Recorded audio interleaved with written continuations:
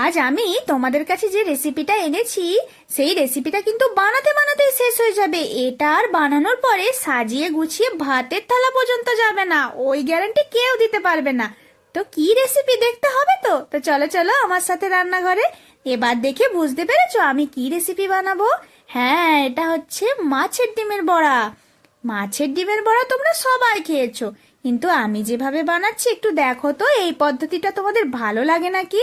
দেখো, আমি প্রথমে পেঁয়াজ, আদা, রসুন, কাঁচা লঙ্কা, নুন, চিনি আর হলুদ গুঁড়ো, জিরে গুঁড়ো, লঙ্কা গুঁড়ো, ধনে গুঁড়ো আর দিলাম এক টুকরো লেবুর রস।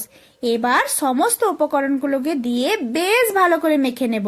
আর এখানে একটা কথা বলে রাখি, মাছের ডিম অনুযায়ী তোমরা কিন্তু পরিমাণগুলো বাড়িয়ে কমিয়ে নিবে।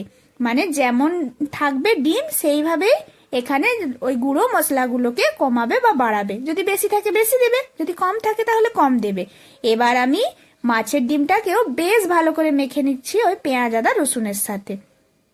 সমস্ত কিছু যখন মাখা হয়ে যাবে, মেখে মাখা হওয়ার পরে দেখো ঠিক এই রকম হবে দেখতে। তারপর আমি এখানে দিচ্ছি এই এই চামচটার 1 চামচ কর্নফ্লাওয়ার, 1 চামচ দিচ্ছি চালের গুঁড়ো, আর 1 চামচ দিচ্ছি বেসন, আর একটুখানি দিচ্ছি খাবার সোডা।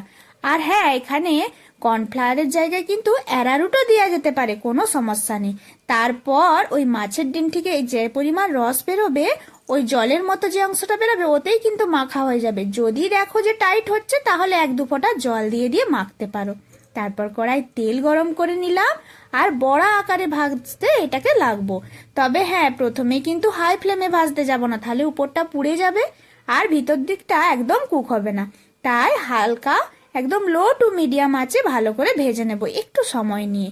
তারপর ভাজা হয়ে যাওয়ার পরে এই রকম ঠিক লাল লাল যখন হয়ে যাবে তখন আস্তে আস্তে তেল থেকে তুলে নেবে। আর মাছের ডিমের বড়া কিন্তু বেশ তেল টানে, দেখতে পেয়েছো কতটা তেল দিয়েছিলাম, সব তেল টেনে নিয়েছে।